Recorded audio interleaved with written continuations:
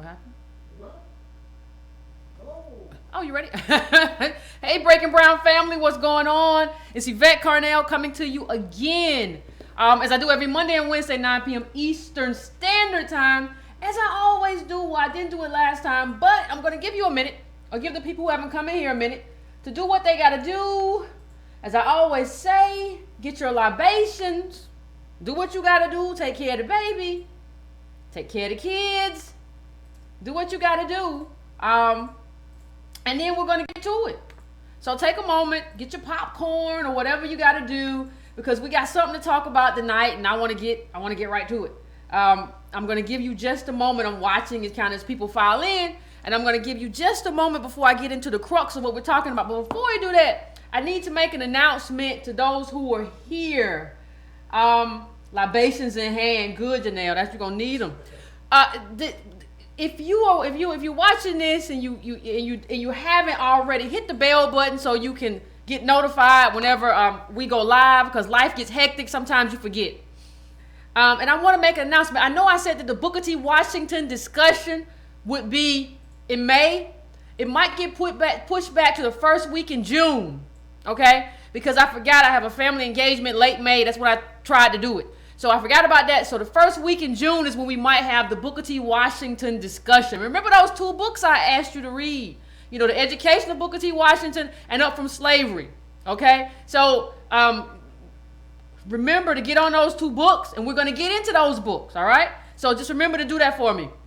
If you haven't already, subscribe to our YouTube channel. You can go to breakingbrown.com, and you can actually make a donation. You can subscribe to the newsletter, which is only $2 a month. Or you can make a monthly donation and email me and say, hey, I donate to your channel. I want the newsletter. Editor at breakingbrown.com. You can do that too. You can go to donatebrown.com, and you can also subscribe to brown.com, which is free. I'm just trying to collect all the emails of the people who watch me on the show. So if anything goes down, anything goes wrong, that I have your information right here, like with me in front of me. So today we got something very interesting that I want to talk about. Is very, very dear to my heart, because social engineering is something that I have talked about for a long time on this show, if you will recall. And we've talked about how black celebrities are used to engineer the black community, social engineering, and convince us to do things and behave in certain ways that aren't in our best interest. And luckily for us tonight, we have a case study. Like, you know, I can do it this week because we actually have a case study. We actually have a case study to show what I've been talking about in terms of how black celebrity works. So what we're going to do, I know some of you saw this title and you said to yourself, why is Yvette talking about gossip? When did Yvette Carnell's channel become about gossip? I don't know what she's doing. This isn't about gossip, see? You don't understand how celebrities are used to influence your behavior, especially black celebrities, in terms of politics and in terms of how we view politics and how we develop a certain mindset in terms of what we should do with our politics. So I'm going to use what happened to Monique. Monique said something this week. She went off. She went off on Tyler Perry. She went off on Oprah Winfrey. She went off on Lee Daniels. She just went off. She was just like, I'm through. She was just like, and when somebody, I think somebody in the audience, it was a comedy show for those of you who don't know, and somebody in the audience, I think, said something like, were you blackballed? And she said, I was basically whiteballed by black people with no balls, okay? And I want to do a really good job for those who don't know the context of providing the context so you understand exactly how we got to this point. The context was a movie called Precious. Lee Daniels selected Monique for that role. That's really what we're talking about, because that sets the stage for everything else. And we're going to get to the political aspect of this after a minute, but we have to get the context. I have to make sure everybody understands the context. Precious happens. Monique gets an Oscar for Precious. Okay? Now, what you have to understand about that Oscar is that was a risky move for Monique. She doesn't know she's a comic at this time. And this is going to be her big breakthrough movie. Not that she hasn't been in other movies, but this was a leading role. It's a serious role, and you don't know how that's going to turn out. So she took a chance by doing this. She did it, and it turned out good because she was great in the role. That's how it worked. So we're looking at this. And so what you have after that point, you have Lee Daniels basically coming out saying that Monique was kind of blackballed for not playing the game. Because what happened, she wasn't getting the kinds of roles that an Oscar winner is supposed to get. See, people don't understand. She's not just an actress at that point. You have one of those little gold things. That's supposed to mean life changes for you. It's supposed to mean something. It's supposed to mean something. And the thing is, it didn't mean anything. Like, she was getting the same role she got before. And so she's asking the question, well, what happened? I got this Oscar. And I see all these other people who got these, some people don't even have an Oscar, but I see all these other people, white people with Oscars, and they're demanding big money. And that's not happening for me. So Monique, in an interview with Sway in 2015, she said, well, I don't know if I was blackballed, but the money didn't make sense. What happened is I was getting roles, I was getting offers, but they weren't like leading lady offers. It was still the same kind of offers that I was getting before I had an Oscar. So it didn't translate into anything, which is the same. Like, you have to put this in context, people. This is the same thing that happened to Hattie McDaniel. How long ago? For Going with the Wind. She got an Oscar and didn't mean anything. So what we're facing is you get an Oscar, you achieve, you do everything to achieve, and you still don't get anywhere. But hold on. Before we go down this long road of what that means and this idea of meritocracy and how it applies to blacks, we have to look at what was said, because this was a whole he said, she said thing that went on, right? This was a whole he said, she said thing that went on. And so what you had then Lee Daniels come out and said, well, she was blackballed for basically being a diva. Yeah. And not knowing how to play the game. And he told CNN's The Unlimited she made unreasonable demands. That's what Lee Daniels said. And he said it was basically reverse racism. You know, she wasn't playing the game how it was supposed to be played. And the thing is, winning an Oscar gives you permission to be a diva. That's when you can be a diva. When you win something like that, you can be a diva. You can't be a diva before that, but once you get one of those little gold things in your hand, you can be a diva. But what they're basically telling Monique is that you can't do that. Other people can do that. The white people who win Oscars can do that, but you can't do that. You don't get that right. So that Oscar means nothing in your hands. It means nothing for you. It doesn't catapult your salary the way it catapults their salary. That's what Monique is basically saying. And she even said that there were no demands.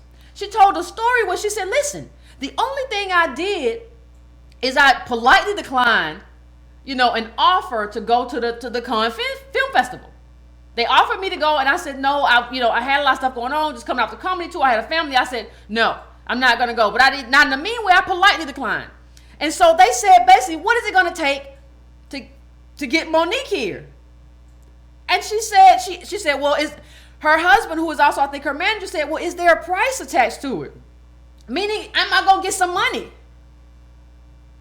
And she said, and so because she won two things, because she said no at first, and then because she asked for money, those two things coming from a black woman are considered she was being difficult.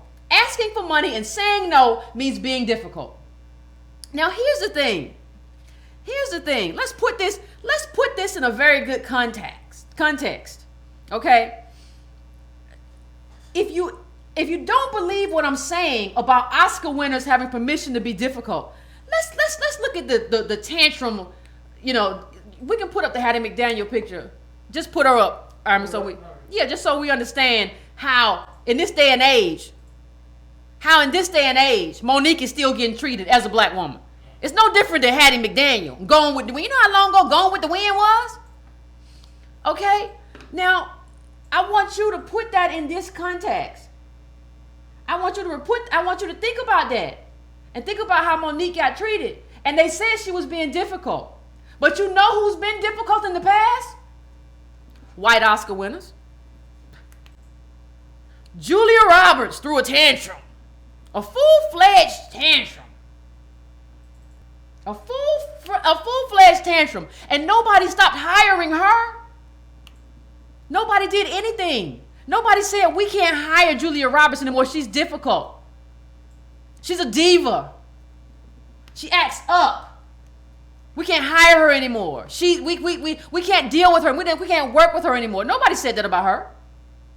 You know who else was allegedly threw a tantrum? Christian Bale, another Oscar winner, throwing tantrums. But nothing was taken from them. And they were not smeared or blackballed for throwing a tantrum. They get to throw tantrums. We, on the other hand, do not. Monique doesn't, there's no evidence. Nobody has ever said, people just say, well, she didn't get to play the game. Nobody ever said that she threw a tantrum. Lee Daniels said something to Don Lemon to the effect of, well, she didn't thank producers. What? So an Oscar winner doesn't get any more roles? Or doesn't get the roles to have the money because she didn't thank somebody? Are you really saying that, Lee Daniels? Are you really making that comparison? And she said in her interview with Sway, she said, I want to get paid by my resume. What's wrong with that? Don't we all want to get paid based on what we do, what we contribute? What's wrong with that? And the thing that bothers me is that I don't see black women rallying around her. And I'm going to tell you why. Because a lot of people are going to say, well, Yvette, this is he say, she say. You don't know what happened. So you don't know what happened. She blamed Oprah and Lee Daniels and Tyler Perry. But Yvette, you don't know what happened. Well, here's what we can do. What we can do is we can go through the reputations of these three people that she's talking about. And we can use that. We can use that to try to figure out who's telling the truth. We can use the reputation. We can use the reputation of these people to figure out who's telling the truth and who's telling the lie. It's not hard. Okay, so let's start with Lee Daniels, who Monique said offered the Empire role to her first instead of Taraji Henson, and they initially said no, and then Monique showed up on Sway with emails that showed that you know, they because of the relationship Lee Daniels in her head, he had called her and said, yeah, we're gonna do this role for you. You got to show up for the screencast or whatever, but I like you for it. And he sent something that said later on, well, I fought for you, but they chose Taraji. But then he said, like, basically, I don't know nothing about that. And so she brought the emails to Sway's show. That shows me she got some integrity. That there's something going on behind the scenes. Okay, so let's go to who's lying. Let's go to clip number 7. You got clip number 7, Iron? Now let's go to who's lying. Let's talk about Lee Daniels. We're gonna go through Lee Daniels, and then we're gonna quickly hit Tyler Perry. Then we're gonna go to Oprah Winfrey, and and y'all can vote if y'all want to after that, because I want to try to figure out who y'all think is lying and who y'all think is the real deal in this situation. Who's social engineering and who is being a fraud? Somebody ain't telling the truth, but you can go through the background and figure out who's telling the truth and who ain't. What about we're all supposed to unify? You're telling me one of these people is definitely lying. I'm telling you more than one. Okay. I'm telling you more than one person from what I see allegedly, because I don't want to get in trouble, ain't telling you the truth. Let's go down the line. Now, Lee Daniels, let's talk about what he said. Do you all remember this comment? Do you all remember this? I'm going to just leave it up. Do you remember this? Somebody said Oprah's white America's mammy. Lord have mercy. But do y'all remember this? Lee Daniels. There were so many black women at Gay Crisis Center, I thought I had walked into a welfare office. Do y'all remember when he said that? And here's what he said. Here's what he said. He said there were so many black women, I thought I had walked into a welfare office. But I want to give you the entire quote.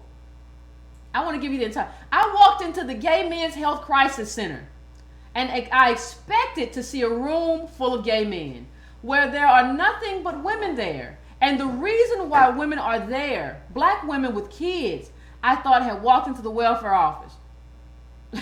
They service black women with AIDS. Why? Because black men can't come out. Why? Because they simply can't do it.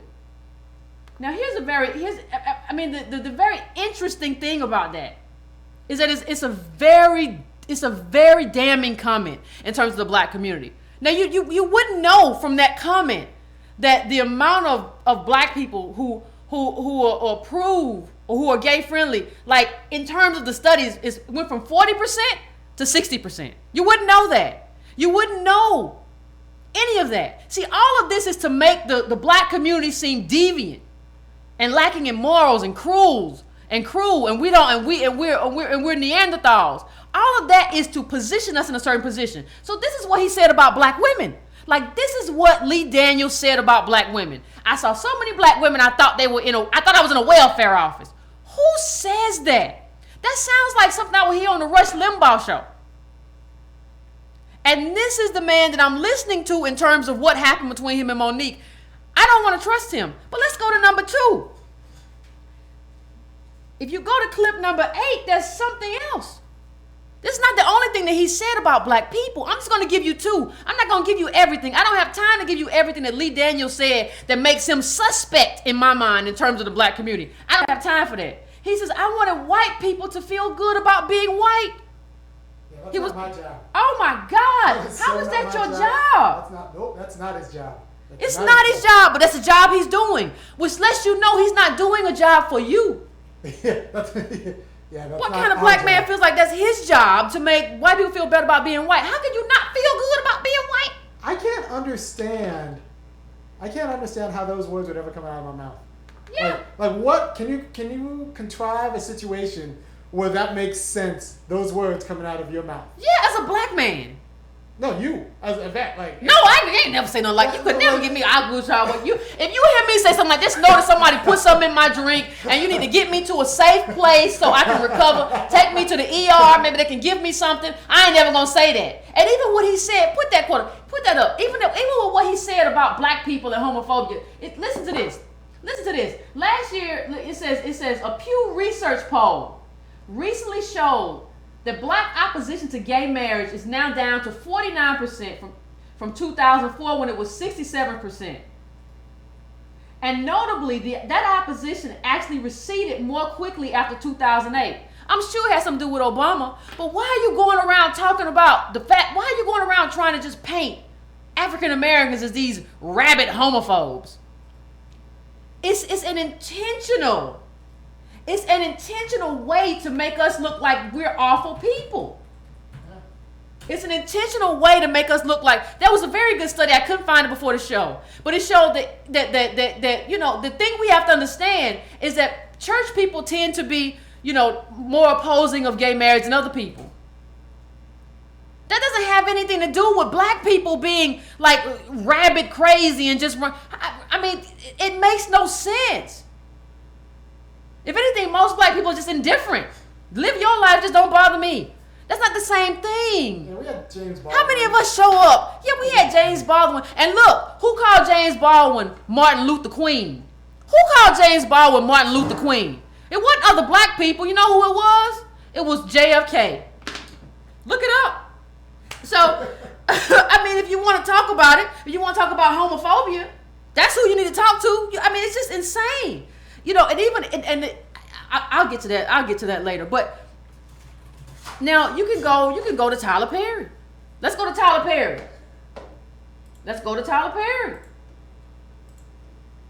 I don't think Lee Daniels is a friend of the black community. Just that alone. But let's just go and see how Tyler Perry. I'm not going to deal with Tyler Perry for very long because I got to move on. But look at this. This is a man. This is what I say to y'all. When I ask you the question, what's the difference between a black capitalist and a white capitalist? I asked you that a couple of episodes ago. What's the difference? Because like what I said, the example I use a lot is Magic Johnson owns Starbucks. If you were working at Magic Johnson Starbucks versus a white person Starbucks, did you get more money? Did you get better benefits? No. And he eventually sold it. Just like Russell Simmons sold the Rush card to a white company. After all that, these black people, I'm going to go support black business. He sold it to a white company. That's what you see happening. Their job is to get a bunch of black dollars and then give it to white people and they get a cut. That's how it works. Okay? And so you see Tyler Perry not even wanting to pay his employees in terms of these people had to sue him. Had to sue him to get him to pay. They had to sue him because they were trying to unionize. Unionization is how you collectively work against the owners to get what you deserve. Because what we've seen in the past few years is that ownership, the people who own these companies, productivity is going up, but wages have gone down. So unionization is how you deal with that. But Tyler Perry fired 4 writers, and the screenwriters he had to be sued to pay a decent wage. He had to be sued to do that. And I don't know, he's been sued. Do you all remember when he was sued? I seen him scrub the interwebs because I couldn't find the article where he was sued by the girl who he allegedly stole the copyright from. And she had a copyright, but he went and took it because she wasn't using it, and there was a whole back and forth. I couldn't even find that today when I was trying to research him because I remember it, but I couldn't find it. I could not find it. So that's the Tyler Perry that we're dealing with. He's been sued for stealing a couple of things, allegedly. Okay, that's him. Now these are 2 we went through. Lee Daniels, real quick, went to Tyler Perry. Now this is the big one, though. Uh-oh. This is the big one. Oprah, somebody, yeah, it was Oprah. It was Oprah. I tried to find it. It was Oprah. Remember, she was on Diddy, want to be his assistant, and it was Oprah, and she said she came here with the idea, and she had copyrighted, and he took it and made it his own. Okay, but those are the people y'all love, right? Okay, but we're gonna let's get to the big fish. Let's get to the big fish. It's time to get to the big fish. Oprah Winfrey. There's a great book. I put it up a while ago. If you all have not read it, it's called, put it up, Iron. It's called The Age of Oprah, Cultural Icon for a Neoliberal Era. The Age of Oprah, Cultural Icon for a Neoliberal Era. Okay? Now, what I'm going to try to do here today with you is show you, I'm going to all these people in terms of them versus Monique. And I'm showing you why. I'm just showing you why I side with Monique. I'm just showing you why. And eventually I think we're going to talk about this book in depth, but I'm just bringing it up today because there's some very good stuff in here that we need to talk about. Okay. What Oprah has basically engaged in throughout her life is to kind of take herself away or take herself out of or distance herself from race and racism in the black community. And because her show is so far away, some of us, and millennials don't even know, Gen Xers don't even understand what the project was. Oprah spent her time not discussing race unless it benefited her, unless she had to sell you a movie. Now, if it was time to sell a movie, she wanted to talk about it. She want to talk about race. She always comes up with some kind of racial incident when it's time to sell something, right? But before that, she's not doing that. She's not trying to get black businesses contracts. No, and she's not even trying. It's deeper than that, people. She's not even trying. Get black people contracts. She's not even trying to do the basics for you. She's not even trying to do the basics. And what do I mean? Well, it's very interesting. It's very interesting. It's very interesting. She tried to do the same thing in terms of how she treats people. Okay? Y'all remember the Steve Harvey memo where he was just like, don't come near me? Did y'all see that? Now, this is what we're talking about, black slavery. Don't come near me. And you thought that was bad. I don't want to see you. Don't ambush me in the hallway. I don't want to be bothered. Leave me alone. If you don't know what I'm talking about, look up the Steve Harvey memo. If you don't remember what I'm talking about, look up the Steve Harvey memo. I might be Team Steve on that one. I might be Team Steve. I might be Team. Look, nigga, no. That's just some bullshit, Iron. Like, it ain't even about agreeing. Like, you don't send out nothing like that to your employees. Like, what are you talking about? No, like, you can't do that. He sent out something. No. You tell me. Read that memo. If you tell me you agree with that memo, you an asshole. Okay. What I don't agree with is he moved from Chicago to LA. Man, you don't send your staff a memo. Let me tell you, this is the height of income inequality in this world. These people who are with him now have been with him the whole time. And they're not getting paid. I talked to y'all about that already. Black people don't pay like that. They've been with you the whole time. And you're telling them when they've been with you in a time where they probably can't go nowhere else, don't walk up to me. Don't talk to me. Leave me alone. And if you want to be left alone, there's a way to deal with that and say, hey, give me this moment by myself, and I'll have this moment with you. Okay, yeah. You're a butthole. And anybody that agrees with Steve Harvey Army is a butthole. So check yourself, watch yourself. All right. He could have done it more tactfully. No, but you don't even need, like, these are the people who've been for you. That's like me and you being together right now, and then 5 years from now, I get put on, I'm like, don't talk to me. Right. That's BS. And you would call me on that BS if it was me and you. That's true. That's true. And that's just what it is. So, real quickly, what I didn't like about Steve Harvey's incident is that he's moving from Chicago to LA. He's not taking any of those people with him. That's 80 jobs. You've been with me forever. I'm moving from Chicago to LA. Because that's who he is. I don't care about. But you don't even have to. When you see the memo he sent out, that's who he is. You don't even have to. You know that's who he is. Like when you see that memo sent out, like I might say, give me some quiet time. I might say just, from this point to this point, and this point I'm gonna talk to everybody. Like this is the time when I talk, and this is the time when it needs to be quiet. What I need to do is organize my life in that way. He sent out a memo that was just a prick. Only a prick would send that out to people who've been with you from day one. These are good people. These are black people who are with you because they want you to be successful. He ain't got no money like that. He ain't doing nothing for these people like that.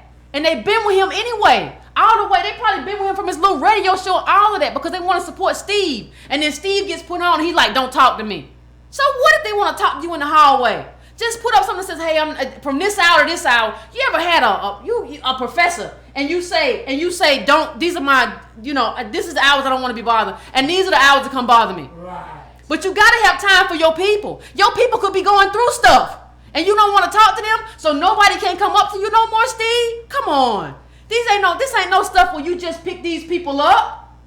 Why you can't be good to your people? It don't make sense to be good, not to be good for your people. And if you can't be there for the people who've been there for you, then my assessment is that you're not a good person. I would never not be there. That's like me saying Antonio don't talk to me. Me saying Amy don't talk to me. Me saying everybody who's been there don't talk to me. I got stuff to do. Not acting like these people and they don't have needs. They going through stuff. They in Chicago. They got all kind of stuff going on. You're not right. And so what I want to get to in terms of Oprah, in terms of Oprah, I want to paint a picture for you. I really want to just paint a picture for you in terms of, and I'm going to use this book to do that. I'm going to use this book to paint a picture for you of how this works. And of how capitalists and super capitalists use people. Because what they do, they extend to you a promise. Bezos, you see Bezos, Steve Jobs was a prick, right? But everybody's talking about Steve Jobs. And you see super capitalists quoting these people as and quoting Oprah. But I'm going to show you the kind of thing that Oprah and these people have in common in terms of who they are. So let's break it down. I'm reading for this book right now. And I want you to understand who Oprah was in the context of this book. In the context of black people. Now, listen to this. In a 1987 interview with People Weekly, Winfrey revealed that she hated her time at all-black Tennessee State University, where she did not relate well to the racially militant mood of fellow students. They hated and resented me, she said, because I refused to conform to the militant thinking of the time. They hated me. When she says they hated me, she's talking about other black people because I refused to conform to the militant thinking of the time. Now, don't think about this in the context of 2017. Think about this in the context. Think about this in the context of Oprah is 63. She graduated from Tennessee State in like 1973. Think about when King got killed in the late 1960s. That's the context. This woman doesn't want to be militant and doesn't want to have a problem with white racism during that period. That's who she is. Let me keep reading though. Winfrey contrasted herself to other TSU students who were into black power and anger. Whereas she was just struggling to be a human being. She also described being ostracized as a child by other black youngsters because she did not speak in a dialect and wanted to excel. I thought, and she talks about being a high school student where she was labeled an Oreo for refusing to work with African American students organizing votes for a student council. I thought their candidate wasn't best qualified, she said in an interview. Black people are just trying to get somebody on the student council in high school, and Oprah can't even stand with them. How can't you just stand with black people just trying to get somebody on? They're not trying to do anything huge. They're just trying to get somebody on the student council. In high school, you wasn't even on the side of black people. In college, you wasn't on the side of black people. Okay? So, it says, and she goes on, Winfrey recalled, whenever there was a conversation on race, listen to me, pay attention. She says, whenever there was a conversation on race, I was on the other side. Maybe because I felt the kind of repression No, hold on a second. Let me recorrect myself. She said, I never felt the kind of repression other black people were exposed to. Race is not an issue, she said. It has never been an issue with me. Truth is, I've never felt prevented from doing anything because I was either black or a woman. I have never felt prevented from doing anything because I was either black or a woman. Do you understand how much that destroys our project in terms of black politics? What she's telling you is that racism is over. Marginalization is over. And she was saying this in the 1980s and 90s. It's 2017 and black people are still getting shot in the street. Still the racial wealth gap, even when we do more and better. And she was telling white people in her white audience that we don't need what you're trying to give us. Racism is a thing of the past. And that's what she did on her show. And so when Monique says what she did, what she said, I believe it. And when she says, but the thing is, she says all that about racism isn't a problem. She says all this stuff. Get the next clip, number 12, ready. She says all this stuff about racism isn't a problem. And I never felt racism. You know when Oprah feels racism? Do you know when she feels racism? Make it big. You know when she feels racism? When it's time to sell a movie. When the butler comes out, all of a sudden, Oprah understands racism and she understands black people. Not before that. But when that happens, when the butler comes on, she goes through her whole life and career talking about how racism don't really exist. She's never faced it. But when the butler comes out, all over a sudden, she understands racism. Hit it, Art. Make sure you got sound. They make an assessment based upon the way I look and who I am, and I cleaned up. Oprah Winfrey has opened up about racism and that Swiss handbag incident at the LA premiere of her latest film, The Butler. For me, racism doesn't show up. Nobody's going to come and call me the N-word to my face unless they're a thug on Twitter, or Facebook. You got those Twitter thugs. And so when that, nobody's going to do it. It doesn't show up that way. I was just saying it shows up for me differently. The 59-year-old billionaire recently claimed a shop assistant refused to serve her in an upmarket handbag boutique in Zurich. Oprah, who's one of the world's richest women, was apparently told one of the bags was too expensive for her. I'm in a store and the person doesn't obviously know that I carry the black card, and so they make an assessment based upon the way I look and who I am, and I cleaned up. I washed my hair and I put on my Donna Karan skirt because I know those people in the stores can be very snooty pooty, So I thought, let me dress so I don't get turned away, and it happened anyway. So I guess I didn't dress up enough. The sales assistant has now hit back at Oprah's claims, calling them absurd, and the whole incident a complete misunderstanding. Now listen to that. She went through her whole career. Playing this game about how racism isn't a problem, how we need to heal ourselves and engage in positive thinking, that racism wasn't a problem. But the minute this happens, she comes out and she says, well, the problem is, I face racism too, because she's trying to get our sympathy. we're being played. And somebody brought up she didn't start a school in Chicago. Yeah, because she not with us like that. She said, I need you to want it. I need you to want it. And basically implying that black kids don't want it because she doesn't understand structural racism. Either that or she's lying to get put on. I don't know which one. I don't know whether she's ignorant or whether she just doesn't understand. There's no way for me to know. But what I will tell you is that, do you all remember the Oprah Winfrey show in Forsyth County, Georgia? There was an Oprah Winfrey show in Forsyth County, Georgia.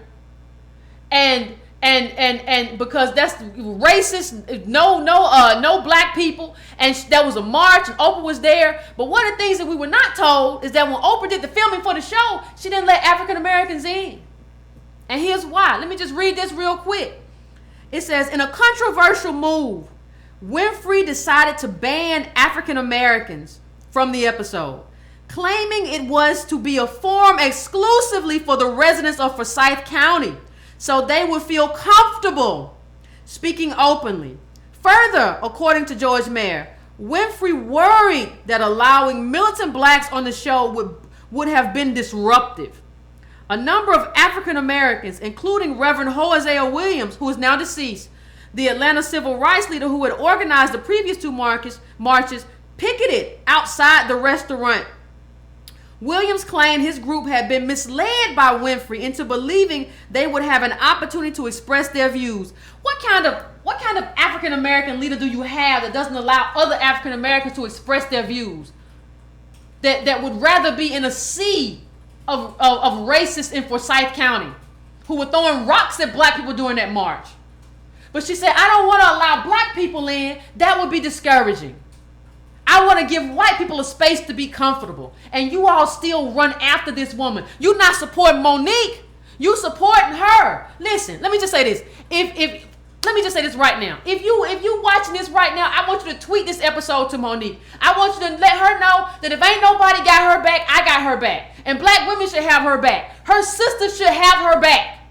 All the women in Hollywood who ain't making no money should say, yeah, Monique should make good money. She's an Oscar winner. But I ain't heard you say nothing, Tracy Ellis Ross. I ain't heard you say nothing, the lead actress from Scandal. I ain't heard y'all say nothing. You know she right. You know you're supposed to get that pay, and you're supposed to be the diva you're supposed to be. And so if ain't nobody else gonna stand up for my sisters, I'll stand up for them. So tweet Monique and say, listen, Yvette got your back and the Breaking Brown family got your back. Because this stuff ain't right. Because these gatekeepers that these people are using to keep us corralled and keep us believing that we're the problem, that the problem is not a societal problem, that it's an individual problem, that's what they don't want. They don't want a real black woman up there. I'ma just say it. They don't want Monique. Monique talk too much truth to be there. They don't want her. She might tell too much truth. She talk too much. She speak her mind, speak from her heart. She don't just be doing what other people tell her to do. Dude, that's a big deal. That you don't understand what a big deal that is to have a black person that still speaks from the heart. They don't want her in that space. And y'all think that Oprah and Monique are the same. But you only think that because they look the same. They're both like, bigger black women. So you be like, oh, they both sisters. No, they're not. You got to start being able to discern sisters from people who are working for people who are not working for us. They're not the same. Ain't nobody talking, Oprah ain't talking about black politics. She's telling us it's all our fault. You just need to heal. And that kind of language is accommodationist. That kind of you need to heal language is accommodationist. That's what it is. It doesn't help us by turning it back on us and saying it's your fault. And she says we have excuses. And she even said in another part that black people hate her. She said a small but vocal group of black people fear me. Slavery taught us to hate ourselves. I mean, Jane Pauley doesn't have to deal with this. It all comes out self-hatred. A black person, has to ask herself, if Oprah Winfrey can make it, what does it say about me? They have no more excuses. That's what Oprah said. She's telling you that systemic racism is not what marginalizes you. That's what she's telling you. She's telling you that the problem is not the systemic marginalization of black people and the repression. We've talked about the racial wealth gap and how everything we do doesn't get us there. Oprah has spent her life telling white people that we're lying. That's her job. That's her job. And that has neutralized black politics. Would Oprah have gotten on if she weren't a black woman in the political movement? No. I mean, I'm gonna get to that. I'm going to get to that. Let me tell you, Oprah has a very specific way of doing things. Let me tell you. What she does, she hugs up to the ancestors, right? So she hugs up to Dr. King and people who passed away, while distancing herself from regular black people. So she'll talk about how wonderful King was, but how we're all making excuses and we just got to work hard. And telling us, we just got to do better. You can do for yourself. Do for self. But the problem is Oprah didn't even do for self. And I'm going to get to that. And her appeal to white people is at our expense. We pay the price for her success. So when people tell me I'm a hater, no, I'm not. I would just rather Oprah not be successful. Because if Oprah wasn't successful, we would have a better chance of being successful because she's a propagandist. Her job is propaganda. So if she's not successful, I have a better job of breaking through with black people. I mean, she told us, Oprah has basically tried to make us believe in magic. It's the secret. She brought the secret. She has this whole mind cure that you can cure stuff with your mind. Don't ask for no reparations. Don't try to get even if the owners have taken your wealth, don't try to get it back. You just need to think differently. You just need to have a vision board in your house. Or if you tell her, Oprah has done several shows where people talk about, and women and families talk about how hard they have it and what they're going through. And Oprah doesn't tell them, well, listen, this is a societal problem. Everybody's coming to me. This is a social problem. This is a systemic problem in America, that they're taking too much of the wealth and not giving you any. What she tells you is basically get better at arranging your life, how to make a better schedule. None of that stuff changes the wealth arrangement in this country. And the reason I have so many people coming at me saying do for self is because of people like Oprah. That's what it is. She set that up for you, and this is the right. Listen, we have to start understanding the difference between racial justice and racial politics. And we'll have this discussion when we do the Booker T. Washington conversation. But racial justice is not racial politics. The only thing Oprah gave us was a space to broadcast how we felt. She never dealt with the political ramifications and the political solutions to changing our life. And that's why she was detrimental. And that's why in a conversation between her and Monique, I don't believe Oprah as far as I can throw her. You understand? That's what it is. It's healing versus wealth distribution. If you don't believe me, think about the shows that Oprah had. You'll notice that you can't even find none of her shows. You can't even find none of her shows on YouTube right now. You can't even do that. You know why? She snatched all that joint down. You can't even find her old shows. But she had a show. It was during the period of the 1994 crime bill. Now, it's funny to me, it's very funny to me that everybody, we get on Hillary Clinton, and rightfully so, for calling us super predators, right? We get on her, and I have no problem with that. In with this crime bill, she said that there were super predators. Nobody gets on Oprah for doing a show in 1994 called Violent Children, Detroit. Nobody gets on Oprah for the role she played in giving the visual of black kids as super predators without the context of what is leading to that behavior. Nobody talks about the role she played in concert with Bill Clinton in presenting us that way with a black face. Nobody does that. And that's not the only time she did that. We're not talking about a one-time situation. Oprah had another show that says, is affirmative action outdated? Mind you, a black woman coming up with a show called Is Affirmative Action Outdated? Now, mind you, Oprah's been gone, this was in like the late 80s, early 90s. Is affirmative action outdated? We didn't even get affirmative action till after Kennedy was killed. Right? We're talking late 1960s. We didn't get an affirmative action bill until then, after 400 years of oppression. We didn't get affirmative action. And it didn't really start up until like the 1970s. She should know. And so you're talking 20 years. You're talking affirmative action have been going for like 20 years. And Oprah did a show talking about is affirmative action outdated. And as if that's something that should be up to a vote anyway. As if white people should just get a vote. Or anybody should get a vote. It's just policy, and it is what it is. Because I will tell you one thing. It takes a longer time to heal a wound than it does to inflict a wound. So 400 years of oppression, you're really looking at about 1,200 years of getting that right. And she did this show. She did another show about reverse discrimination. Reverse discrimination. She did a show about reverse discrimination. And she asked 4 white people up there. And she said, and they all said they had been victims of reverse discrimination. And Oprah asked them, you know, she looked at those white people. You know how Oprah does. She hugs them. And she turned to the crowd in the Oprah Winfrey Show, which was mostly white. And she said, is this fair? And they screamed, no. Do you understand how all of that, if a white person had done that show, everybody would be pissed off and asking for, like, who, this is racist. But because Oprah was there, and Oprah took the place of Phil Donahue, who was actually doing politics. Because Oprah was there, nobody said anything. But Oprah has been dismantling our politics for decades. That's her job. That's her job. And so no, she doesn't fit in with Monique. Yeah. She had another show about the pros and cons of welfare. Welfare is just supposed to be a public good. It's not supposed to be something that's up for discussion. Europeans have welfare in all these European countries. Right? They have, that's what they have. That's the deal.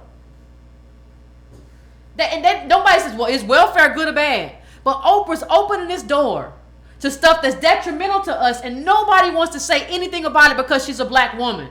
But you got to understand what black woman you siding with. You can't side with Oprah. She's a social engineer. Her job is to make us look deviant and immoral. And tell us that all of our problems are because we don't have the proper mind cure. We don't have a mind frame. We have a victimhood mentality. Anybody that tells you that your problem is victimhood or that your problem is fried chicken, they are the problem. And you cannot abide them. Walk away from that person and call them what they are. You don't talk about the pros and cons of welfare. You don't tell people how to deal with a society that's treating them unfairly or the fact that you got on. And through, it never makes any demand from government. And I want to just say something. We need to, this is my last time. This is my last time reading from it. But I really want to talk to you about Oprah in terms of what she benefited from. It's not, what you have to understand is that Oprah benefited from government, and she's telling you a lie. She's telling you that you have to do it on your own. And if you let go of a culture of victimhood, you'll be fine. But she benefited. Now listen to this.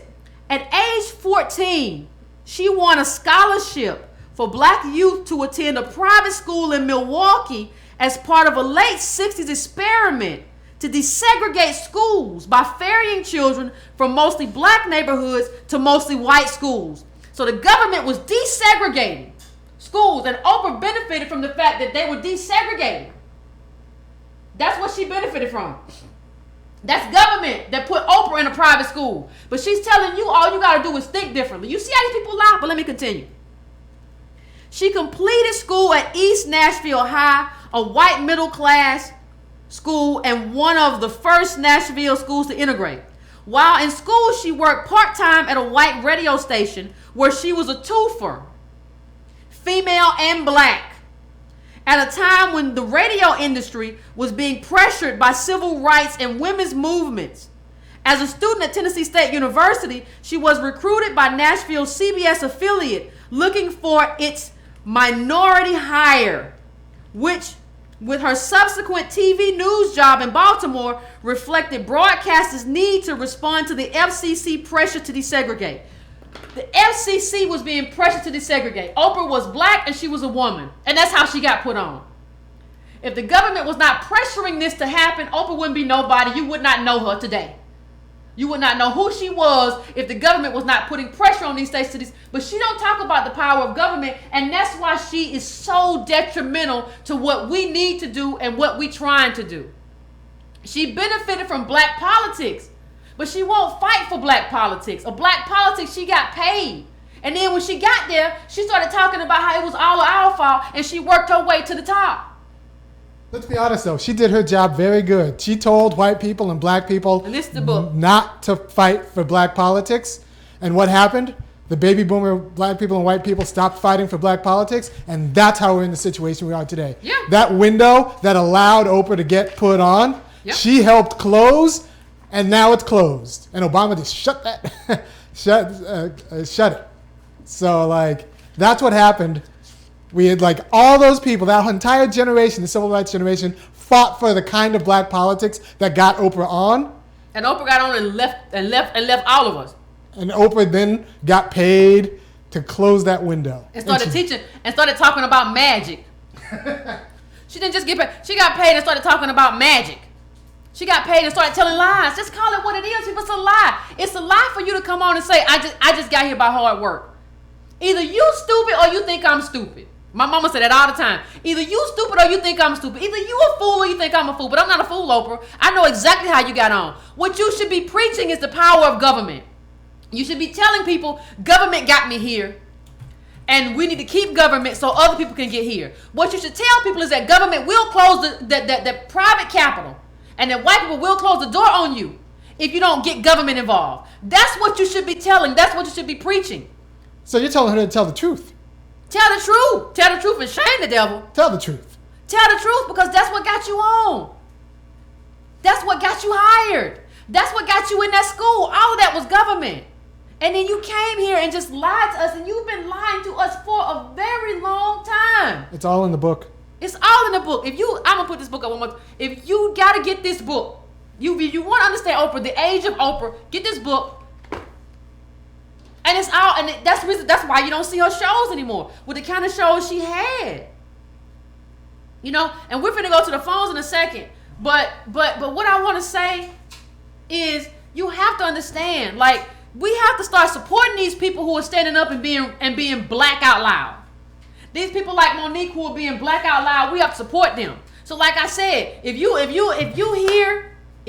watching this, I need you to tweet this to Monique for no other reason. If she want to come on the show, that's cool. But tweet this to Monique and tell her, listen, Yvette Carnell got you, the Breaking Brown family got you, your sisters got you. We gotta start supporting these black women. Put up that stuff, Irony. Put up them scales. Put up that chart of who's getting of the pay scale, because what you see is that the girl on Blackish, Tracy Ellis Ross, is getting paid like $80,000 an episode.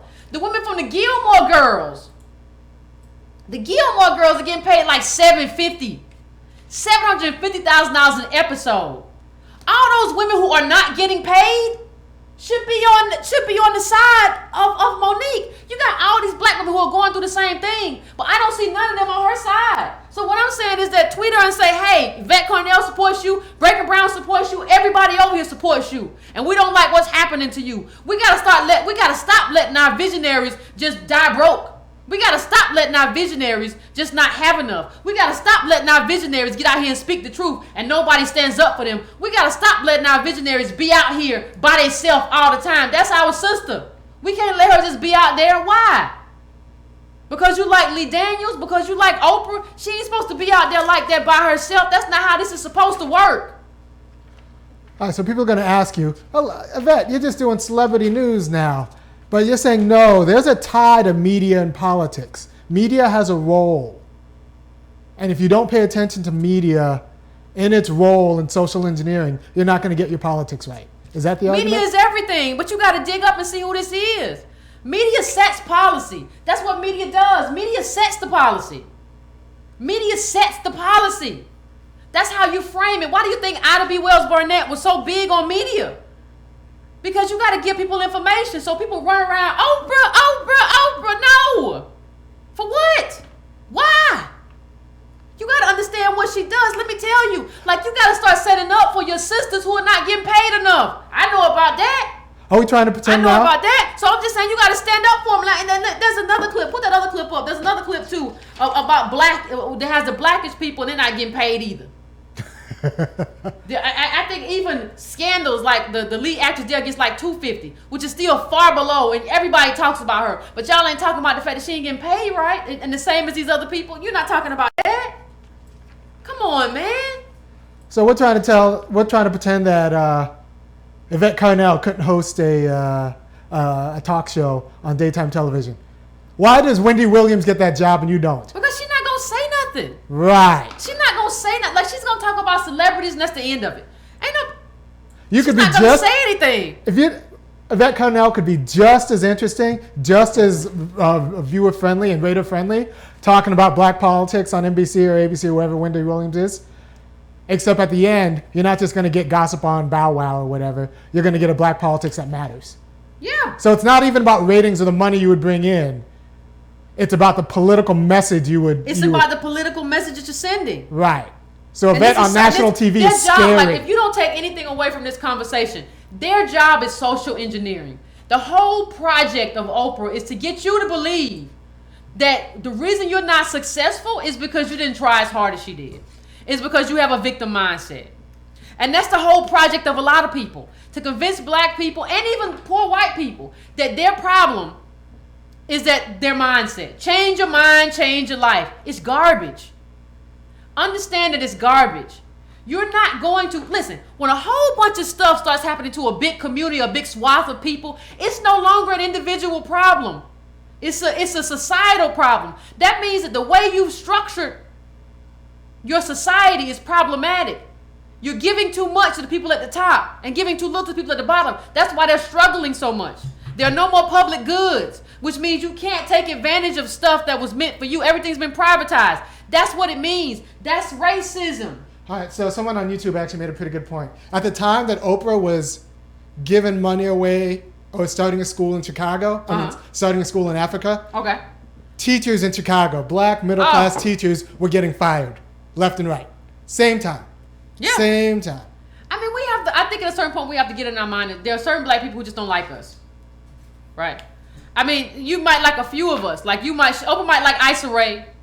You know, and Oprah might like, and who I've talked about why she's problematic. Oprah might like Lovey, and I've talked about why she's problematic. But in terms of regular African Americans, like, she don't like us.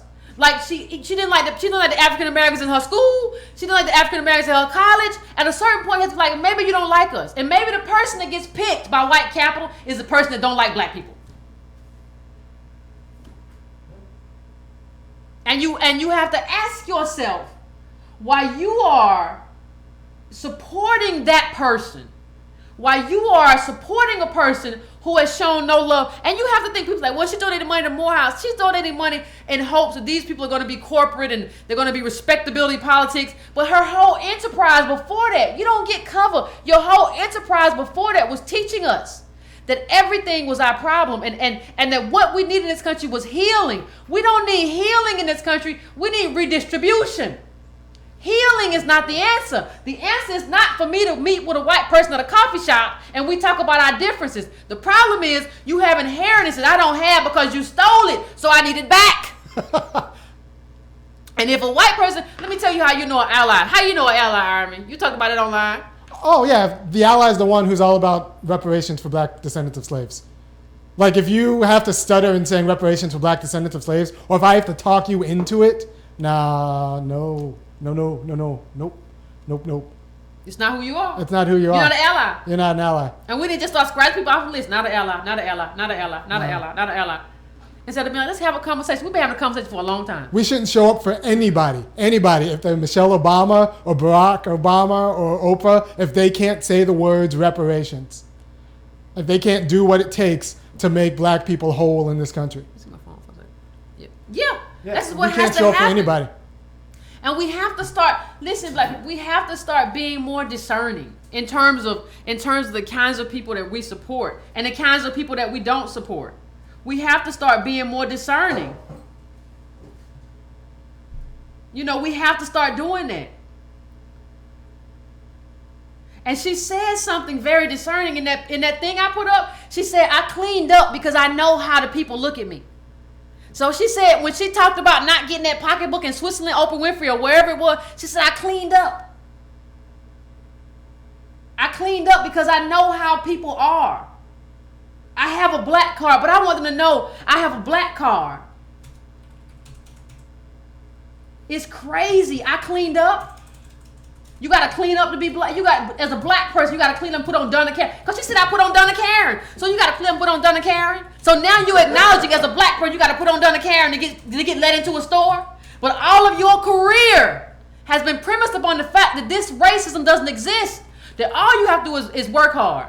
So even if Oprah's telling the truth, which I have a question on, which I doubt, I don't even know if that's true what she said, right? Even if she's telling the truth, she's acknowledging racism exists. But her whole project was that it didn't exist. That was her whole project. That was her whole project. So, what I cleaned up because I know how the store people are. I have a black card. Not I should be treated fairly because I'm a human being, but I have a black card. Yeah. Oprah doesn't think she's like you. Black people, Oprah doesn't want to be like you. She doesn't want to talk to you. She doesn't think she's like you. Yeah, it just is what it is. Honestly, and she doesn't think she can make her kids like she doesn't think she can make your kids like her, or she would have started that school in Chicago. She thinks she's a cut above.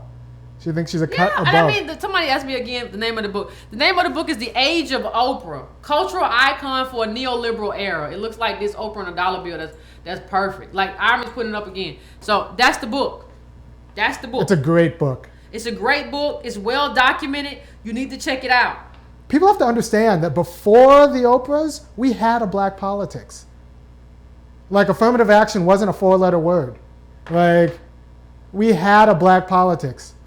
But that matters. But like this media, her job, she did it very well. She did it very well. And her job was black social control. It was an anti-politics. Vision boards instead of like asking people for contracts. I mean, it's an anti-politics. Yeah, no. Everything that we've gotten in this country has been through politics. Yeah, and she's done an anti-politics. And don't let the vote pushers. This is something that's very important. Don't let the vote pushers fool you. Someone will say like, well, she told us to vote. Yeah, that doesn't matter. That's still a form of anti-politics because she didn't tell you to hold these politicians accountable. She told you to vote Democrat, not don't vote for. I'm telling you, don't vote for any Democrat who's not going to say reparations.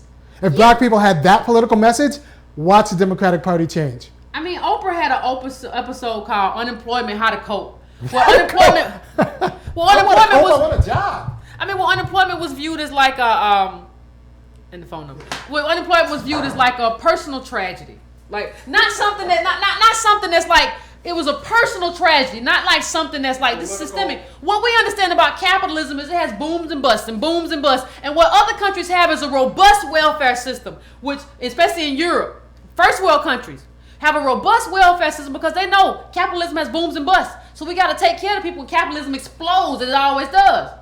And Oprah presents this as a personal how to cope. She never talks about forget how to cope. Forget how to cope. You can't get a cope with how evicting and getting your car repossessed. She never talks about what do you do politically to make sure that that you don't lose everything because you get unemployed. That's the show we need. That is the show that we need. We don't need a show telling us, well, how to get de-stressed if you lose your job. We don't need that. That's not what we need. And so that's what Oprah wants to give us. That's what Oprah wants to give us. And you have to like at a certain point be like, I don't want it no more. I don't want that no more. I don't want that show. I don't want that show. But we never did that. And that's the problem. It's something very interesting. It said the Oprah Winfrey Show participated in this ideological practice by promulgating the notion that the poor were parasites, gobbling up an escalating share of the national wealth during a period that the federal support of public welfare was actually being gutted. Between 1980 and 1989, federal aid to cities, which had been a primary resource for urban neighborhoods, was reduced by 64%. 64%. Aid to cities reduced by 64%. 64%. And she's not presenting that. The federal programs that suffered the worst retrenchment in the 1980s were those directed at the most disadvantaged citizens. Subsidized housing was cut by 82%. economic development assistance by 78%, and job training by 63%. Such facts were extremely apparent from Oprah's examination of poverty and unemployment. So she's not talking about the real causes. She's not talking about that. She's giving you BS. That is, you got to think differently. You got to plan differently. And even during the time when all of that stuff was being reduced for us, Oprah is telling you that it's your fault, that you have a culture of victimhood. Oprah, let me tell you this, Oprah is your class enemy. Yes. Oprah's my class enemy. Yes. She's not a friend. We were, in the 80s and 90s, we were in the middle of a political contestation about the role of government in poor and black people's lives. And you know what we got? The reason we didn't fight the fight that we need to fight, we got Oprah Winfrey and the Cosby Show. Right. And we ain't do nothing. And we didn't fight for nothing because we got Oprah Winfrey and the Cosby Show. And we got, because let me understand something. There are a lot of white people who don't even know black people. If you look at, there's a racial map. If you look at that racial map, you'll see there are a lot of white people who've never seen a black person. Not in their life, but I'm talking about have never seen one very often. They don't have a neighbor or anybody who's black. So the prism through which they understand blackness is through TV, through people like Oprah. And if Oprah is BSing us and talking that bull, then the only thing that we have, the only thing that they know is just like, well, if Oprah says it, then I guess she's right. I guess black people aren't doing enough for themselves. Yeah, no. And we got that for decades. Oprah destroyed black politics for decades. And y'all run up to her like she's the Queen of England. Not understanding the detriment that she has done to black politics and black people by making it appear as though she made it on her own, which is a lie, and that all black people can make it on their own. So I'm ready to go to the phones. I don't want to take too much time. I know I cut everybody short last time. You can put the number up too if we could. You want to? Hold on. It's just insane to me. Yeah, don't feed the trolls. The trolls love to be fed. Don't feed the trolls. Please don't feed the trolls. What's up, y'all? Hello? What's up, y'all? This is Antonio. What's going on, Antonio? Hello? Yeah. What's up, man? I just wanted to call in and get my support for Monique. I've always enjoyed what she does, and I also just feel that there's a parallel between her and yourself and some of the things that you've been going through and show support for. So let's tweet out Monique and definitely show support for our black women and black men that are acting. There's only like a few. I've talked to Byron Allen about it, and there's only a few making millions of dollars despite our perception. I wrote a piece called The Decadent Veil on Black Celebrity and the Illusion of Wealth. And this expands beyond just Oprah. She's a doorway, but she's a doorway to a whole thing of the NBA and NFL, basically covering up homelessness and incarceration and everything else, and giving, we've got these ideas that these are our real dreams of being tackled to the ground as a job. And I think that because they pay us millions of dollars, and it's just like such a ruse, because no, the real job is being a garbage man, is fixing roads, learning how to build a house. These are real jobs. Yep. So let's put a decadent veil. There's two more things I want to bring about so I can let everybody get in. Is that don't forget that Oprah gave us Obama. Because without Oprah, Obama does not get validated. She stood in front of her show and took Obama into her arms and said, "This is our guy." Yep. And I think that for so many people, they don't understand the tie between the two and how Obama never would have been president had it not been for Oprah. And the last thing I just wanted to just point out, something that you pointed out earlier. Let's look at the actual words of that interview on the red carpet of the Butler. To say that I cleaned up is to imply that African Americans are dirty. Ooh. Why do you have to clean up to go into a store? Understand what it means for our richest black person in America to try to clean up for a store owner to sell her our purse. Billionaire. Yep. I'm just saying, for everybody to look at this thing, you gotta understand we own 1% of the road, man. Like you can go back and look at my interview with Byron Allen. There's only like 3 black billionaires, maybe 4, and he's one of them now.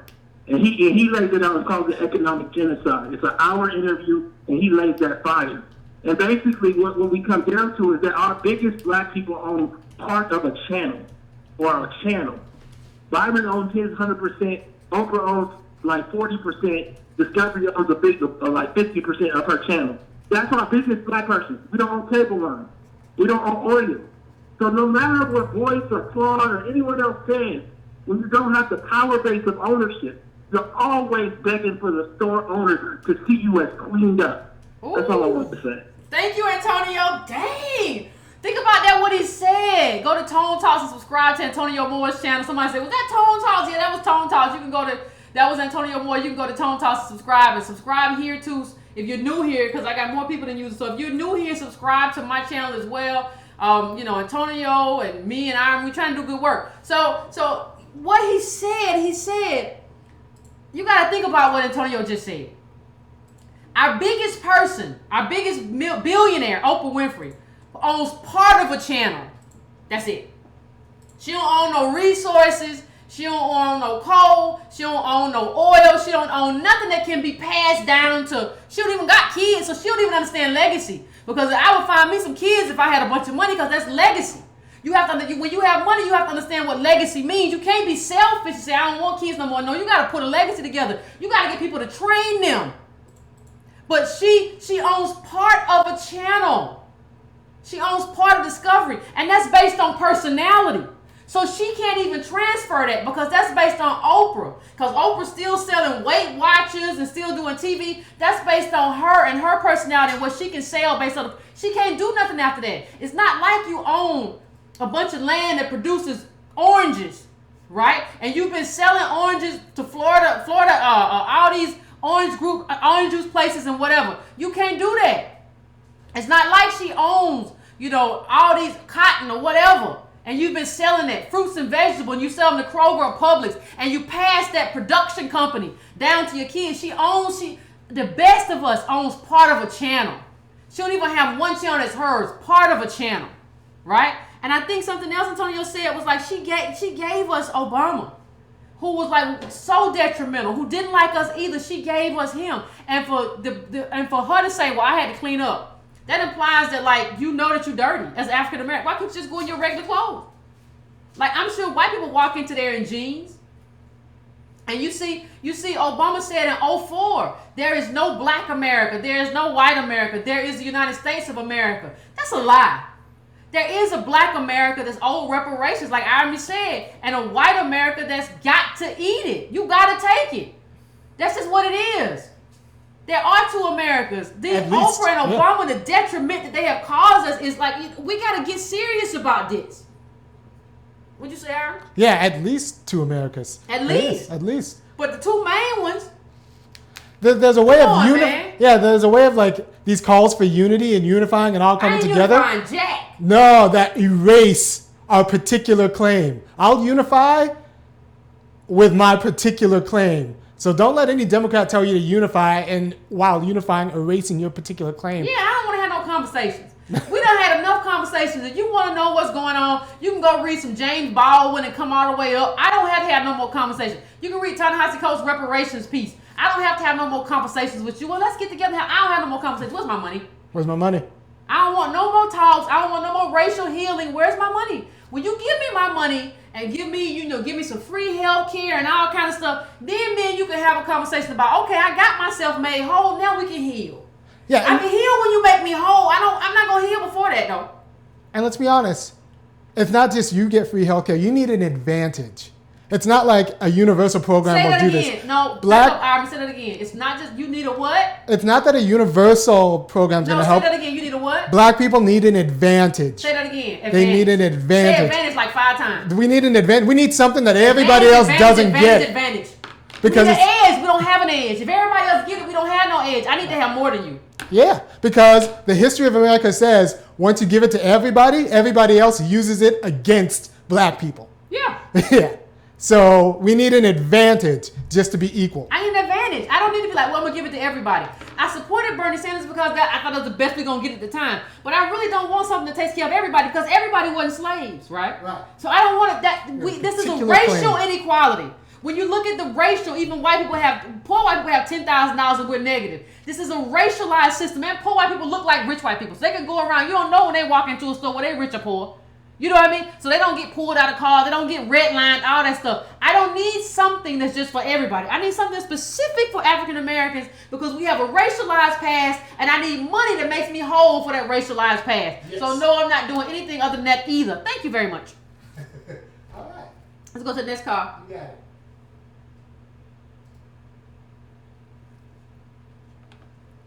Hello? Hi, Army. Hi, Yvette. This is Dawn from Atlanta. How are you tonight? I'm doing pretty good. How about you? Oh, wonderful, wonderful. So I actually have a couple of things to say, so I'm going to try to get to this quickly. One, I agree with you about, and I've been following a lot of the comments and everything around Monique, and I do agree, and I do believe that she has been blackballed, and the fact is that they expected her to act a certain way and just accept what they would give her, and that's not what she wanted. Yep. And they basically said, you're black, take it. But part of my issue with Oprah, so just kind of agreeing with you and with Antonio, is that, and with Irony, is that I think that, now you said, by the way, I've had vision board parties.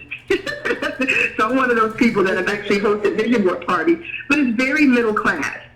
And the more I thought about vision board parties, and the more I think about, even with Boyce Watkins, although some of the things, I understand what he's saying when he's talking about manage what you have, try to save, but I also think that black people do a lot of that. We do a lot of balancing with our budget. I think people typically are very frugal. To be quite honest with you, I'm in an urban location, at an urban school, and the kids aren't coming in Jordans. These kids aren't coming with fancy clothes. Their parents are struggling to make it. And vision boards and going into the stock market is not an option. So I absolutely agree with you guys. But the politics of it is going to be really difficult, I think. Everyone says that you guys don't have a solution. I think you do. And I know your solution is black politics. And I'm somewhat involved in politics in Atlanta. And the problem is kind of what you were talking about, Iron Me and everything about the gatekeepers, the Oprahs. Those are kind of the big gatekeepers. And what's the guy's name? What's his name? Lee Daniels and all of them. Well, you have those on the local level, right? Yeah. And literally, when we talk about education, so you've talked a lot about Chicago education, but I'm talking about APS and Atlanta education, and we're literally watching them privatize.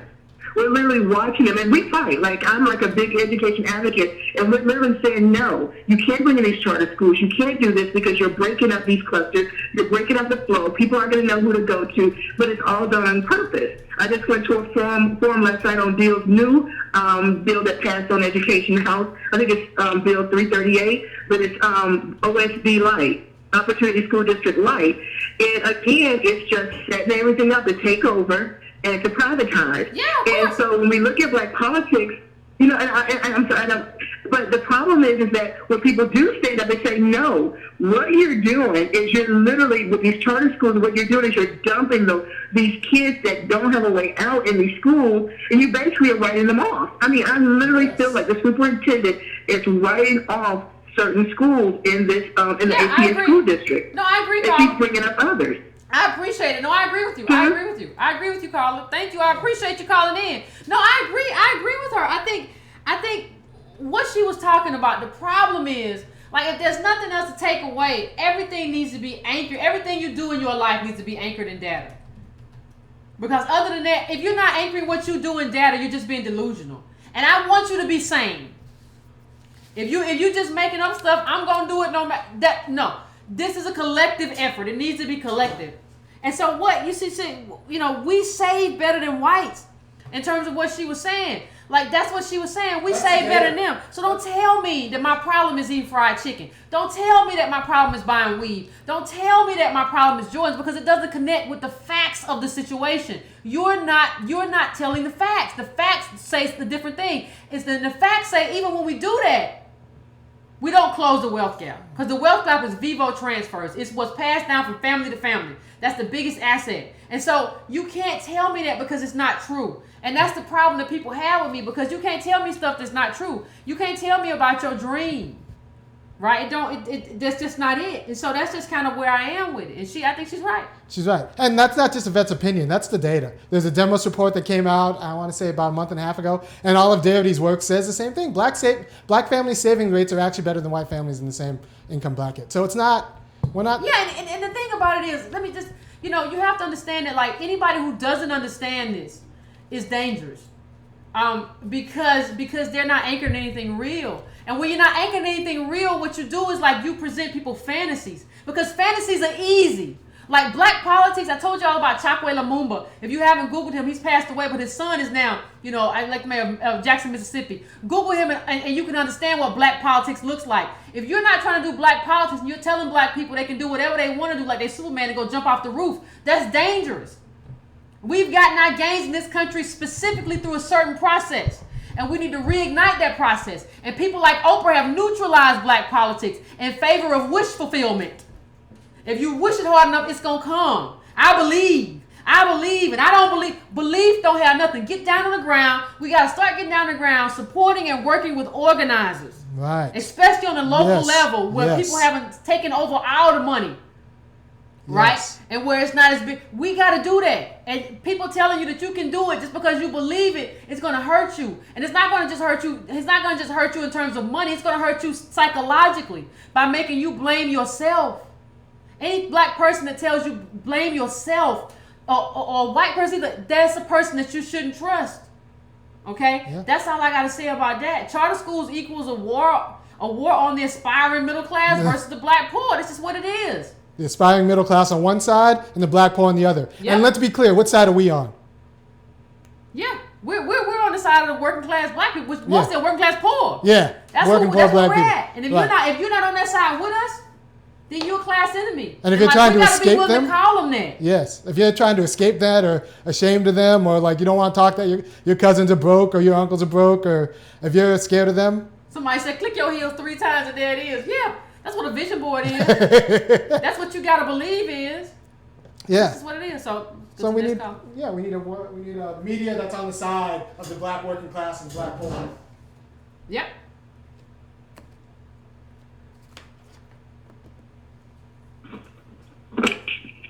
Good evening. Can you guys hear me? Yeah. Okay, great. As usual, it's a great show. I just want to say something real quick. Okay. Whenever someone gives you any type of advice, especially of the Oprah Winfrey, the positive thinking, the self-help, always ask yourself, is it wisdom? And the one way you can tell if any statement someone gives you, whether or not it is wisdom, is if it stands the test of time. Meaning I can take that statement and drop it in any period in human history and it will hold true. So, for example, when people like Oprah say positive thinking and The Secret and all that stuff, what would that have meant for the slave? Could the slave have simply thought positive and their shackles magically disappeared? What did it mean for people living in the Deep South in the Reconstruction era where black people were being lynched every other day in the Deep South? Could positive thinking have just made that go away? So I want people to think about that for a spell. The other thing is when Oprah was starting her school in Chicago, there was an interview, and I don't know if you guys remember, but not starting her school in Chicago, starting her school in Africa. When they asked her why didn't she start a school in America or in Chicago, she responded, and I'm paraphrasing, because black kids in America only care about iPods and iPads and Jordans and things of that nature. Some will comment like that, and I'm paraphrasing. And I thought to myself, well, where did they get that from? Aren't those all the things you gave away on Oprah's favorite things? They were just wanting what they saw you do on television. The same thing with Bill Cosby criticizing black people for how they talk. But the whole Ebonics things I remember went all the way back to Fat Albert and the Dooba Dabba Diba and all that stuff. And so you have to really look at how these people talking. And it goes back to a conversation we had a few weeks ago about what exactly is success. I remember I was watching an interview of a Hispanic graduate student where she went undercover in a sweatshop factory that actually made what's the clothing line Sean John by Puff Daddy, and she met a woman there who sold, her hands were blistering bloody, who sold like thousands of these jumpsuits within a week. And she brought her to America to show her how much those jumpsuits retail for in New York City. And when she saw how much they retail for, she was shocked and she cried because she realized she would have to work 3 years to afford one jumpsuit at the penny she was being paid an hour. Well, when she confronted, when the graduate student confronted Sean Puffy Combs about this, his response was this: "Why are you complaining to me about that? This is just business." And I thought to myself, oh my God, what happens when our people begin to think like that? And so I go back to the question of not only what is success, but what do we really know about it? Everything we know in this country, from fashion, from beauty, from what it means to be successful, for what it means to have been arrived, was given to us by white people. And until we begin to reject that, then the black people that become successful, they will be as harmful to us as the white people who engaged in slavery. This guy. Thank you, caller. Appreciate you tonight. Best callers. Ooh, he preaching. We got the best callers. Ooh, that was the election play, brother. I would give it to you. Thank you, caller. I appreciate that. But did you hear what he said? Yes. These black people are just as damaging because they had the same mindset. It don't do you no good if they had the same mindset. Somebody, this is just business. Somebody's hands are blistered and bloody. And you're saying this is just business. That means you are not connected to your ancestors who were slaves and who lived that way. That means you are not connected to them. You should be connected to your lineage and understand what your lineage meant and what it went through. But you're no longer connected to them. And we are identifying these people and supporting these people. We are identifying and supporting these people in spite of who they are. And our identity, instead of pushing back against exploitation, we have attached ourselves to this capital, this white capital, the way people are being treated, right? And we just want to be them, so we go around just mimicking them. And we gotta, how does that work? And the thing is, if you don't, listen, that caller said, listen, if you drop that thing in to slavery and say, well, what if the slaves just thought positive? A vision board. With a vision board. We be slaves today. I would be outside, we'd be outside picking with cotton. Did they put the light-skinned slaves in the house? I can't cook that good like them, though. They cook real good. I can cook good, but not that good. I mean, but I'm just saying, like, that's what we would have been. Do you understand that all of our stuff has because of fighting and pushing, vision boards, positive thinking, filing LLC paperwork? That ain't gonna do it. I don't care who tells you that. That's not gonna get it. That's not. You're gonna have to get your hands dirty. Now you're gonna have to get your hands dirty. That's what we're gonna have to do. And so people say, well, Vet, what's the next step? Let's just get this right first, okay? Let's get our political education right, and then we can move to the next step, which is local politics. Then we can do our chapters and move forward. But we can't do that until our people get their mind right. You get a car, and then talk about materialism. Go on, Oprah. You make me so sick. I never thought about that. Yeah. Everybody get a damn car, and then you want to talk about, well, I don't know. They just don't have the right values. You just giving away crap all the time. Ooh. These are my favorite things. I don't care. The favorite things are never like unleaded water. Yeah, it's never like stuff that people like black people not being poor and black people not being discriminated against. My favorite things. I read a book. Do you all see this little thing? It attaches to your sink. Your favorite thing. Your favorite because thing. It was for white women. It wasn't for us. Your favorite thing should be a black public school that's fully funded with good union, like veteran black teachers. Yeah, that should be your favorite thing. You don't care. With small class sizes and. She did it herself. She made herself, liar. Are you on? Hello? Hello? Hello? Hello? Yes. Hey, how you doing? Hello? Yes. Hi, this is Coco from Detroit. Hey, Coco. Hi, I was calling to remark on Oprah Winfrey. I remember years ago when my mother was laid off, she did a show on Welfare Queens. And through the whole show, she never let the people that was on welfare talk. She only let the panel of the white people talk. That's true.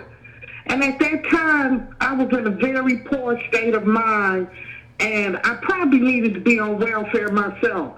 And that's when I realized that Oprah wasn't even about us. It was all about the ratings. And that's what she's always been about. But if you try and talk about her to your friends and co-workers, they will literally try and beat you up. Yep.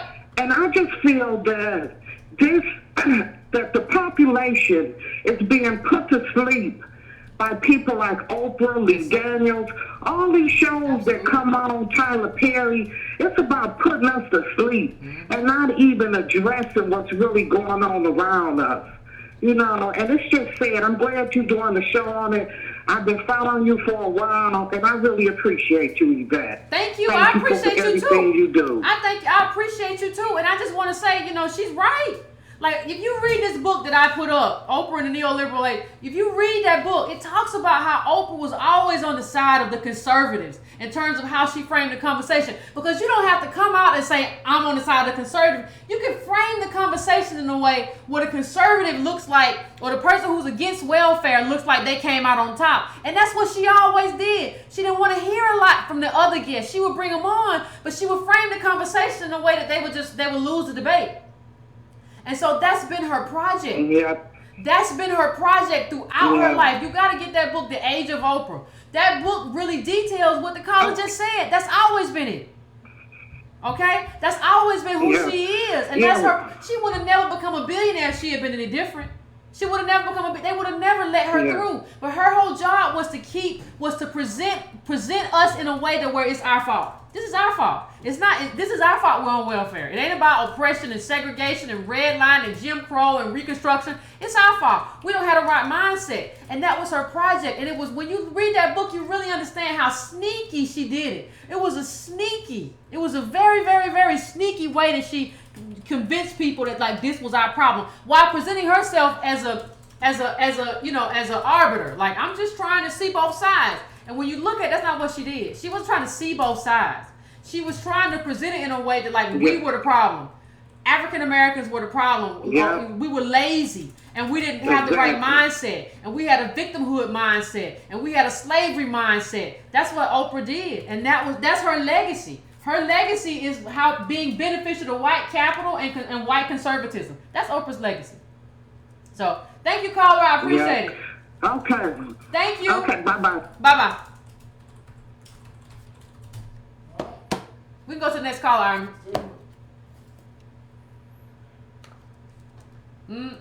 Oprah. Hey, Yvette. How you doing? I'm doing great, and I am ecstatic to be on the phone with you and Ireland. I've been trying for a very, very long time. I appreciate and respect you guys so much for the work that y'all do. I'm 23 years old. My name is Anthony Moore. Okay. And I'm right now currently living in Jackson, Mississippi. So I lived through the previous chokeway, and at the beginning of this, I've been riding this election with Chokeway Jr., Chokeway Antar. But I have a couple of things that I really want to say. Thing number one is my family is from Louisiana and Mississippi. I was born in Louisiana. My mama was born in Louisiana, and my daddy. And most of my heritage dates pre-Louisiana Purchase, honestly. So the way that my community is set up in Louisiana is it's a very small town with less than 500 people. And it's basically 2 or 3 families in the town. So everybody's just about cousins because we've married into each other's families for so long. On both sides of my mother's family, on both sides of her family, we have a thing called air property, and we have a lot of it. Basically, the whole town is my family's town on both sides of my mom's side. And what they did was it gave us a lot of land. And we got this air property from my 3rd or 4th great grandmother, who was a slave, and once freed, she received this land. It's a resource that has, primarily been used for residential use only. But the thing is, I heard a particular statistic about black people and land ownership. From the statistic that I just watched while researching air property, I found out that in 1902, black people owned about 50 million acres of land, whereas in 1995, we owned about 2 million acres of land. Okay. And there was just such an amazing statistic that I just wanted to know what people around me thought about that. And when I asked people, the only thing that they could come up with is black people don't manage their money and black people don't manage their resources well. That's the only thing they can come up with over about a 100-year period where all of our land resources have basically been depleted to almost nothing. So I just find that amazing, and I would like to hear you speak on property and things of that sort, resources like that we may be able to recuperate somehow. But in addition to that, I just wanted to let you know that I'm 23 years old, I'm black, I stay in Mississippi, I'm from Louisiana, like I said, but I have an aunt, and you always say, if I can get that one person to call in who says they have an aunt or uncle with money, I'm that person. Okay. My auntie is from New Orleans, Louisiana, and she moved up to Maine when she was a child to go to private school. My grandmother sent her there. My great-grandmother sent her there, actually. So she stays in New York now. She's a lawyer, and her husband is a bank lawyer. So they are pretty much as much establishment in New York as it can be. They've been there since the 70s. Their house they bought for $170,000. It's now over $2 million. So I know they really have money. They have real assets. You know what I mean?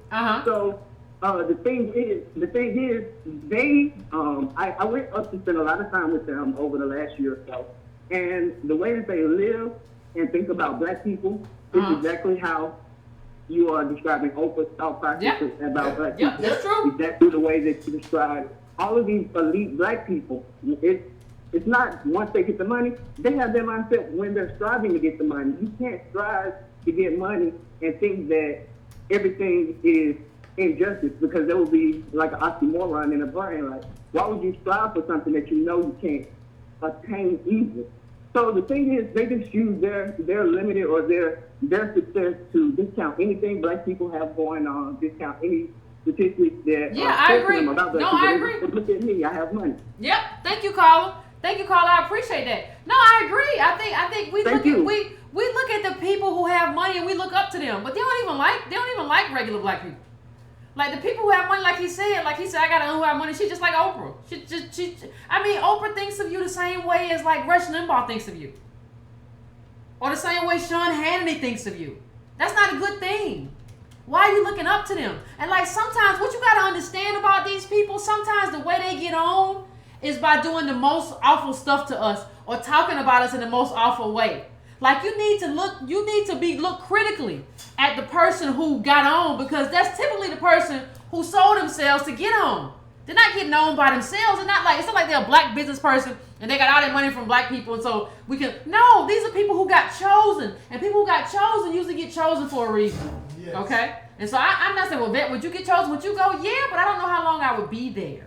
You know, boomers with money don't wait for your inheritance, y'all. You know, they are going to spend it. They spend it on cruises, the Essence Festival, all kind of stuff. And they look at you and be like, why you ain't got nothing?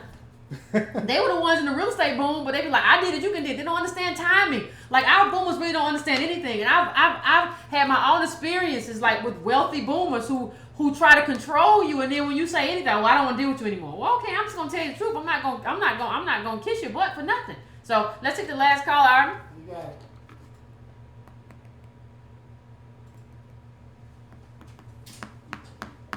What's going on, Yvette Carnell family? Hey, how you doing? Good. There was the whole time you were speaking, I'm thinking about a Malcolm X quote that goes, it's along the lines of only a fool will send his child to the enemy to be taught, or something like that. I'm paraphrasing. Okay. And I'm thinking about it like, this is why Malcolm X said that. So we send our kids to these white institutions, these white middle schools, high schools, university colleges, and then our kids come out hating each other. So black men hating black women. Our kids come out on this interracial relationship. Our kids come out on this aspiring to integrate into a society that really doesn't like them. So they start to not like themselves also. So when we're speaking about these people that aspire, and these black people, and how they think about us, and the previous caller, when he was speaking about his aunt and how they think about us, I have a cousin and I have an aunt that thinks similar way. Also living in the Northeast, they also live in New York. Okay. We have to think about it like this. This is why Malcolm told us, be careful sending your kids to these schools, to this education system. Be careful about the media. This is why Martin said, he's afraid he'd integrate his people into a burning house. Because now you have all these black people that think about black people in the same way the racist white institution thinks about black people. Yeah. So what's the point of even having these millionaires and half of billionaires if they turn around and they think about their same people the way the racist white society does? You know what I'm saying? So I agree. That's all I wanted to say. No, thank you, caller. I agree. I appreciate the call. Listen. This is why I'm opposed to charter schools. Like he said, we send our kids to our schools. And the thing is, if you have a public school, you have some control over that school and what your kids are taught. Because you elect the school board, right? So you have some control. These charter schools are private. So you don't have any control. It takes all the control out of your hands and puts it into private hands, which mean you no good. Now we got some hustlers. We got some hustlers who like charter schools because there's big money in charter schools. And it's good for their kid. Yeah. They don't want their kid around your kid. Your kid. They don't want their kid around your kid. But if you elect a school board, listen, what we want to do, what I'm trying to say is you want accountability. Right. If your kid goes to this school, you should be able to determine how your kid gets educated. You can't do that with a charter school. Now, some of us aren't even active, and like most black people live around each other for the most part.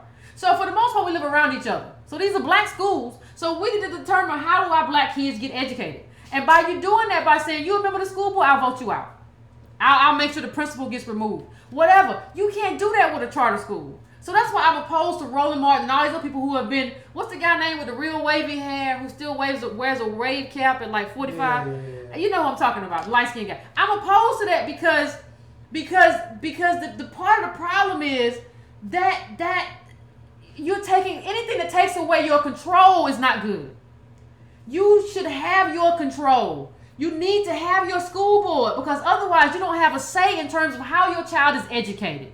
So the school, you need a school board. Why you don't like charter schools? Because I don't like taking control away from black people. And I don't like that. So that's where I'm at. So I think we're getting ready. Steve Perry is his name. Yes, thank y'all. Steve Perry. So I'm getting ready, and there was an article. Google Steve Perry. There was an article about how he talked about who he was accepting into his school and how and it wasn't your kid. Yeah, and it just wasn't true. And there's a great article about that somebody sent me, and I can't remember it. If you can find the article, just Google Steve Perry real quick and see if you can see that. Like he was talking about something that he didn't do and he did, and ain't nobody talking about this. See, that's the thing. It don't matter. Like public schools are a failure because they're underfunded. Like public schools are a failure because they don't get no money. Like the thing is that comes from you talk about property tax and all that. They don't get they're underfunded. That's a political problem. That's a political problem that we gotta fix. Giving your power away to the people who have charter schools. Like, listen, you giving your power away to people like Betsy DeVos. Do you think that's gonna benefit you? Yeah. Now I'm all for not booing her because she's in power. I can't do anything about the fact that she's in power. So I want to negotiate with her about HBCUs and everything else. But do you think Betsy DeVos, who loves charter schools, do you think the Walmart Foundation that loves charter schools, do you think those people are on your team? It's not like charter schools was an African American idea. We just had a bunch of African Americans jump on board. It wasn't financed by African Americans. Just go look it up. Look, we know that they discipline black boys worse than public schools. We know that there's black girls too, just not as bad as black boys, but black girls too. Black people just end up going to jail and all kinds of stuff. Right. So we know that they treat black people worse. What they are is a strategy to separate black people. So if you want unity, I want our unity in a public school because they're a strategy to separate the black strivers from like regular black descendants of slaves. Yeah. And that's not a solution that I can get behind. That's not a solution. The solution is get money, get the class score, get the class sizes down. And you gotta have the control. Yeah. If you don't have a school board, you don't have no control over what happens. Right. You don't have no control if your kid gets that was a great article I put up months ago about the level how black kids get expelled, more at charter schools, the school to prison pipeline. Like the data doesn't tell me, and the data shows that like on average, I'm not talking about individual charter schools. On average, they don't do better than public schools. You just giving up your control. Don't ever give up your control if you don't have to give up your control. If you have a choice between giving up your control and not giving it up, don't give up your control. Control is important. So, did you find the article? Oh, I couldn't find the one. Oh, you couldn't find it. Okay, there's a great look up Steve Perry. Somebody sent it to me, and I didn't think I was gonna get on Steve Perry, but look that up. He was recently in the news. But yeah, there's a lot of funny business going on with charter schools. What you gonna do? Because you don't have no control when you send your kid that they can do all kinds of stuff. So I just want to thank everybody tonight for tuning in. Did he fix the lottery at his school? Or was that yeah. It says city charter lotteries, lack state oversight, and it was like he was letting in. He was saying it like, we do lotteries or whatever, but that's not the way it was happening allegedly at his school based on this report. He looks frazzled in that picture. I mean, that was not. I'm looking at a picture Army's putting up on the screen. Like he looks frazzled in that picture, but yeah, these are hustlers, man. These aren't people. These are hustlers. And half these hustlers don't even understand like what systemic poverty and all that stuff looks like. So I want to say thank you, everybody. Go to breakingbrown.com and subscribe to the newsletter. You can go to Donate Brown and make a donation. Go to subscribe to Brown and just subscribe to it. Just get yourself on my list, please. Subscribe to brown.com so that I can have you in case something happens with YouTube. If I have to make independent videos and send them out, I want to have everybody who watches on a list. If you can do that and hit the bell. If you're watching, hit the bell. And again, like hit Monique up. That woman needs support. Like share the link from my page and say Yvette Carnell supports you. We support you, Breaking Brown family. We know what Lee Daniels and Tyler Perry, Oprah Winfrey are about. We supporting our real sisters. We gonna stand up for you. Let's do that. Okay, let's do that for these people. Because a lot of people who do stuff for us in the black community, they end up broke and like impoverished. And we support the frauds. It's time for us to start supporting the real and stop supporting the frauds in our community. So I think that this would be a way towards doing that, right? So I want to thank everybody for coming through and thank everybody for having this conversation. And I'll see you again next time, people. I appreciate you being here. If we didn't get to your call, I'm sorry. Try to get to it next time. Appreciate you.